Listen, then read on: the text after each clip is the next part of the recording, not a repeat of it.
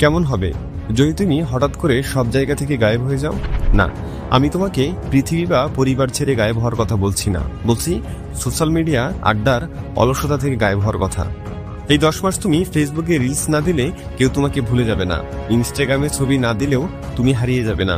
এই 10 মাসের জন্য শুধু একটা কথা মনে রাখতে হবে, তুমি একা এসেছো, একাই চলে যাবে। কার জন্য সময় নষ্ট করার দরকার নেই, পিছনে তাকানোর দরকার নেই। সবকিছু ভুলে গিয়ে তোমাকে একটানা 10 মাস নিজের জন্য, নিজের পরিবারের জন্য, নিজের লক্ষ্য আর নিজের ভবিষ্যতের জন্য সময় দিতে হবে। লাইফে কোনো ডিস্ট্রাকশন রাখা যাবে না, হোক সেটা বন্ধু বান্ধব, আত্মীয় স্বজন, সোশ্যাল মিডিয়া, আড্ডা, মজামাস্তি, যাই হোক। যে জিনিসগুলো তোমাকে তোমার লক্ষ্য থেকে দূরে সরিয়ে দেয়, সে সবকিছু থেকে নিখোঁজ হয়ে যেতে হবে। ভুলে যেতে হবে দুনিয়াতে তোমার কেউ আছে। জানলে হয়তো বিশ্বাস করতে চাইবে না, তবুও বলছি, দুনিয়ার সবচেয়ে সফল মানুষগুলো একটা সময় গায়েব হয়ে গিয়েছিল। তারা কোথাও যেত না, কোনো কিছু সেলিব্রেট করতো না, কারো স্টোরি সিন করতো না। তারা শুধু নিজেদের নিয়ে ব্যস্ত থাকতো। ধরো তোমার সামনে একটা বিশাল পাহাড়, তোমার চারপাশ থেকে সবাই বলছে এই পাহাড়টি তুমি আগামী 10 বছরেও পার হতে পারবে না। তুমি হয়তো তাদের কথা বিশ্বাস করে বসে আছো, ভাবছো ব্যাপারটা খুবই কঠিন এবং অনেক সময় সাপেক্ষ। কিন্তু যদি বলি সেই 10 বছরের পাহাড় তুমি চাইলে মাত্র 10 মাসে পাড়ি দিতে পারো। এই অসম্ভবকে সম্ভব করার রহস্য ধাপে ধাপে খুলে যাবে নগর বায়োস্কোপের আজকের এই ভিডিওটির প্রতিটি মিনিটে মিনিটে। কারণ আজকের এই ভিডিওতে আমি তোমাকে এমন কিছু অভ্যাস শিখিয়ে দিতে যাচ্ছি, যদি তুমি সেগুলো মেনে চলতে পারো তাহলে আগামী 10 বছরের সফলতা তুমি মাত্র 10 মাসে আদায় করে নিতে পারবে। তাই ধৈর্য ধরে ভিডিওতে বলা প্রত্যেকটি হ্যাবিট শিখে নাও, পারলে একটা খাতায় লিখে রাখো। সেই সাথে কমেন্টে জানিয়ে যেও কারা কারা সত্যিকারের সিরিয়াস হয়ে এই চ্যালেঞ্জ গ্রহণ করছো। হয়তো আজ থেকেই শুরু হবে তোমার জীবনের সবচেয়ে বড় ট্রান্সফরমেশন। নাম্বার 1, সময়ের সঠিক মূল্যায়ন। সময় চলে যায়, কারোর জন্য অপেক্ষা করে না। আমরা সবাই ভাবি যে সময় তো আছে, ধীরে সুস্থে কাজ করলে একদিন ঠিকই লক্ষ্যে পৌঁছে যাব। কিন্তু বাস্তবতা হলো সেই একদিনটা আর আসে না। ছোট্ট একটা ঘটনা শোনাই। একটা ছেলে ছিল যার প্রতিদিনের বেশিরভাগ সময় কেটে যেত মোবাইলে। Free fire, PUBG, Netflix, YouTube এগুলোর মধ্যেই তার দিনে প্রায় 10 ঘন্টারও বেশি সময় চলে যেত। পরিবারের সদস্যরাও বিষয়টি নিয়ে খুব চিন্তিত ছিল। ছেলেটির বাবা ছেলেটিকে শুধু একটা কথা বলেছিল, বয়স তো বাড়ছে, কিন্তু এখনো তো নিজের পায়ে দাঁড়াতে শিখলি না। আমি যদি না থাকি তাহলে তোর মার ভাই বোনদের কি হবে? এই কথাটি ছেলেটির মনে গভীরভাবে গেঁথে যায়। সেই রাতে তার আর ঘুম হয় না। বাবার এই কথাটা তার মাথায় বারবার ঘুরতে থাকে। পরদিন সে নিজের ফোন বন্ধ করে দেয় আর একটা তালিকা তৈরি করলো, যে ঠিক কোন কোন কারণে তার সময় আর এনার্জি নষ্ট হচ্ছে। এরপর সে নিজেকে পুরোপুরি বদলে ফেলতে শুরু করে। সবাই বলতে শুরু করলো, কিরে তুই পাগল হয়ে গেছিস নাকি? তবে সেই ছেলেটি আর আগের মতো ছিল না। সে শুধু একটা জিনিসে বিশ্বাস করত, যারা স্বপ্ন দেখে তারা ঘুমায় না। তার ঠিক কয়েক মাস পর ফেসবুকে একটা পোস্ট ভাইরাল হয়, 22 বছর বয়সে আমি এখন নিজের ডিজিটাল এজেন্সির সিইও। 20 জনের একটা টিম আমার আন্ডারে কাজ করে। ধন্যবাদ বাবা তোমার সেই কথাটির জন্য। তুমি যদি চাও তবে তুমিও হতে পারো সেই ছেলেটির মতো। শুধু দরকার 10 মাসের মতো সিরিয়াস হার্ডওয়ার্ক আর ডেডিকেশন। হার্ভার্ড ইউনিভার্সিটির এক বিখ্যাত গবেষণায় বলা হয়েছে, যারা নির্দিষ্ট সময়ের মধ্যে তাদের লক্ষ্য পূরণ করতে চায় তারা সাধারণ মানুষের তুলনায় 10 গুণ বেশি ফোকাসড এবং প্রোডাক্টিভ হয়। অর্থাৎ লক্ষ্য ঠিক করলেই হবে না, লক্ষ্যের একটা সময়সীমা থাকতেই হবে, কারণ সময়সীমাই সফলতার গতি নির্ধারণ করে। এখন একটা বাস্তবতা শোনো। একটি সাধারণ মানুষ গড়ে প্রতিদিন 3 ঘন্টার বেশি মোবাইলের স্ক্রিনে কাটায়। সপ্তাহে প্রায় 15 ঘন্টা চলে যায় রিলস বা ওয়েব সিরিজ দেখতে দেখতে। বছরে সেটা দাঁড়ায় 780 ঘন্টা, মানে প্রায় 32 দিন। ভাবতে পারো, আমাদের নিজের অজান্তেই প্রতি বছর 1 মাস সময় শুধু অযথাই নষ্ট করছি। এই 32 দিন যদি তুমি শুধু নিজের স্কিল শেখার পেছনে বা নিজের লক্ষ্য পূরণের জন্য কাজে লাগাতে পারো, তাহলে তুমি এমন এক উচ্চতায় পৌঁছাতে পারবে যেখানে 99% মানুষ কখনো পৌঁছাতে পারবে না। এজন্যই 10 মাস, শুধুমাত্র 10 মাস সময়কে খুব সিরিয়াস মনে করো। তুমি যদি পরের 10 মাস সময়কে কন্ট্রোল নিতে পারো, তাহলে তুমি এমন কিছু করে ফেলতে পারবে যা অন্যরা বছরের পর বছরেও পারে না। ইলন মাস্ক দিনে 5টি আলাদা কোম্পানির কাজ করে। লেখক স্টিফেন কিং প্রতিদিন 2000 শব্দ লিখতেন কোনো ছুটি ছাড়াই। আর কেএফসির কর্নেল স্যান্ডার্স, তিনি 65 বছর বয়সে শুরু করে 109 বার রিজেক্ট হওয়ার পর বিজয়ী হন। তারা সবাই সময়কে কন্ট্রোল করতে শিখেছিল। তাই প্রতিদিনের 24 ঘন্টাকে 3 বা 4টা ব্লগে ভাগ করো, যার মধ্যে থাকবে শেখা, প্র্যাকটিস করা, রিভিউ করা এবং বিশ্রাম। একটা নির্দিষ্ট টাইম ও প্লেস খুঁজে বের করো যেখানে তুমি কোনোভাবেই ডিস্ট্রাক্ট হবে না। প্রতিদিন কি শিখবে, কি কাজ করবে, কাদের সঙ্গে কাজ করবে, সবকিছু লিখে রাখো। মনে রাখবে, এটা শুধু টু ডু লিস্ট না, এটা হবে তোমার যুদ্ধের মানচিত্র। তাই আজ থেকে আগামী 10 মাস সময়কে তোমার নিয়ন্ত্রণে রাখো এবং সময়ের সঠিক ব্যবহার করো। Number 2, maintain a daily journal. ভাবো তো, তুমি সারাদিন কত মানুষের সঙ্গে কথা বলো, মা বাবা, ভাই বোন, বন্ধু বান্ধব, আরো কতজনের সঙ্গে, কিন্তু সবচেয়ে গুরুত্বপূর্ণ একজন মানুষের সঙ্গে আমরা প্রায় সময় কথা বলি না। আর সেই মানুষটাকে জানো? তুমি নিজেই।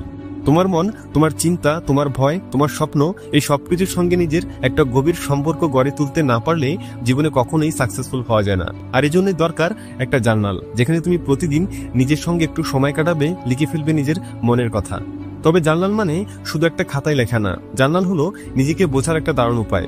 তুমি প্রতিদিন কি করলে, কি ভাবলে, কিসে কষ্ট পেলে, কি শিখলে, এই সবকিছু যদি লিখে ফেলো, তাহলে একসময় তুমি নিজেই নিজের সবচেয়ে ভালো বন্ধু হয়ে উঠবে।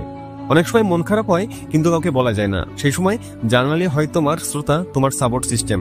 সায়েন্স বলছে প্রতিদিন লিখলে মন পরিষ্কার থাকে, চিন্তা শক্তি বাড়ে, এমনকি যে কোনো ডিসিশন নিতেও কনফিডেন্স পাওয়া যায়। হার্ভার্ডের এক গবেষণায় দেখা গিয়েছে, যারা রেগুলার জার্নাল লেখে তারা মানসিকভাবে বেশি ফোকাসড হয়। আর ইউনিভার্সিটি অফ টেক্সাসের গবেষণায় বলা হয়েছে, লিখে আবেগ প্রকাশ করলে স্ট্রেস কমে, রোগ প্রতিরোধ ক্ষমতা বাড়ে। তুমি হয়তো ভাবছো শুধু লেখা লিখলে এত কিছু হয়। হ্যাঁ ভাই, হয়। প্রতিদিন রাতে মাত্র 5 থেকে 10 মিনিট বের করো, তারপর শুধু এই 5টা প্রশ্নের উত্তর লেখো। 1, আজ আমি কি করলাম? 2, আজ আমি কি শিখলাম? 3, আজ আমার কোন জিনিসটা সবচেয়ে ভালো লাগলো? 4, কিসে কষ্ট পেলাম বা দুঃখ পেলাম? 5, আগামীকাল কি করব?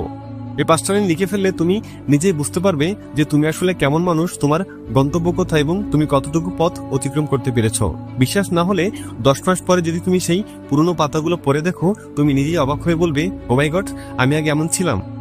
নাম্বার 3, কম্পেয়ার করা বন্ধ করো। বন্ধুরা, এই ব্যাপারে কথা বলার আগে আমাকে কথা দিতে হবে যে 10 মাসে একবারের জন্য হলেও তুমি কখনো অন্য কারোর সাথে নিজেকে কম্পেয়ার মানে তুলনা করবে না।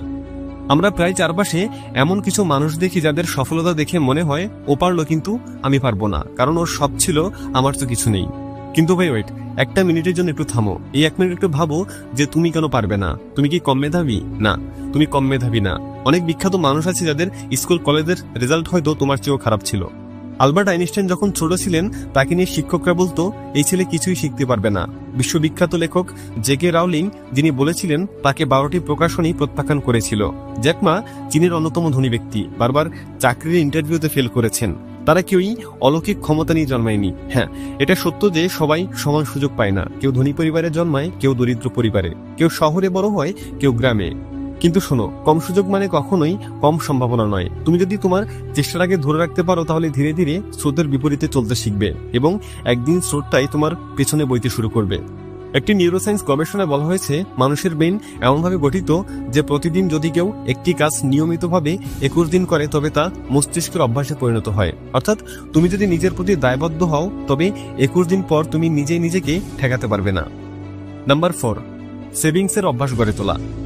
ভাবো তো, যদি তুমি আজ থেকে প্রতিদিন মাত্র 100 টাকা করে সেভ করতে পারো, তাহলে 10 মাসে তোমার হাতে 30,000 টাকা জমে যাবে। আর যদি সেটাকে ইনভেস্ট করো, নিজের স্কিল শেখায়, তাহলে হয়তো 1 বছর পর তুমি এমন এক জায়গায় দাঁড়িয়ে যাবে যেখানে তোমাকে আর কারো কাছে হাত পাততে হবে না। হার্ভার্ড বিজনেস রিভিউর এক রিপোর্ট বলছে, যারা কমায় থেকেও নিয়মিত সেভ করে, তারা 1 বছরে বেশি মানুষদের থেকেও বেশি ফাইন্যান্সিয়াল স্টেবল হয়। ওয়ার্ল্ড ব্যাংকের রিপোর্ট বলছে 70% সফল মানুষের সেভিংস জার্নি শুরু হয় সপ্তাহে মাত্র $5 দিয়ে। সুতরাং বুঝতেই তো পারছো, শুরুটা ছোট হলেও অভ্যাসটা তোমাকে বড় করে তুলবে। অনেকেই ভাবে টাকা সেভ করা মানে জীবনটা নষ্ট করে চলা। আসলে না, সেভিংস মানে নিজের ভবিষ্যতের পাশে দাঁড়ানো। তোমাকে তোমার মাসিক ইনকামের 20% সেভিং করার চেষ্টা করতে হবে। তবে ভুলেও টাকাগুলোকে নিজের কাছে ক্যাশ হিসেবে রেখে দিও না, তাহলে কোনো সময় সেগুলো খরচ হয়ে যাবে, তা তুমি টেরই পাবে না। তাই সবসময় নিজের সেভিংসগুলোকে আলাদা একটা অ্যাকাউন্টে বা ডিজিটাল ওয়ালেটে জমাও। এভাবে টাকা জমানোর অভ্যাস তোমার ভবিষ্যতের অনেক দুশ্চিন্তা থেকে রাহি দেবে। নাম্বার 5, 10 মাসের মধ্যে 10 সেকেন্ডের জন্য হাল ছাড়া যাবে না। স্ট্যানফোর্ড ইউনিভার্সিটির এক গবেষণায় প্রমাণিত, যারা জীবনে বারবার ব্যর্থ হয়েছে কিন্তু কখনো হাল ছাড়েনি, তারা একদিন নিজেদের কল্পনার চেয়েও বড় সফলতা পেয়েছে। এগুলো বানানো গল্প না, পৃথিবীর সবচেয়ে সফল মানুষরাও এভাবে তৈরি হয়েছে।